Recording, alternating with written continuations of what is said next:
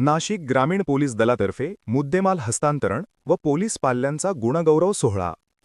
नाशिक जिल्हा ग्रामीण पोलीस अधीक्षक बाळासाहेब पाटील यांच्या संकल्पनेनुसार नाशिक जिल्ह्यातील विविध पोलीस ठाण्यातील दाखल गुन्ह्यांमध्ये चोरी गेलेला मुद्देमाल, मोबाईल फोन व इतर वस्तू या मूळ मालकांना सन्मानपूर्वक परत देण्यासाठी पोलीस अधीक्षक कार्यालय येथे कार्यक्रमाचे आयोजन करण्यात आले होते. या कार्यक्रमाच्या अध्यक्षस्थानी नाशिक परिक्षेत्राचे महानिरीक्षक दत्तात्रय कराळे हे होते. या कार्यक्रमात मूळ मालकांना त्यांच्या वस्तू व साहित्य ऐवज परत देण्यात आले.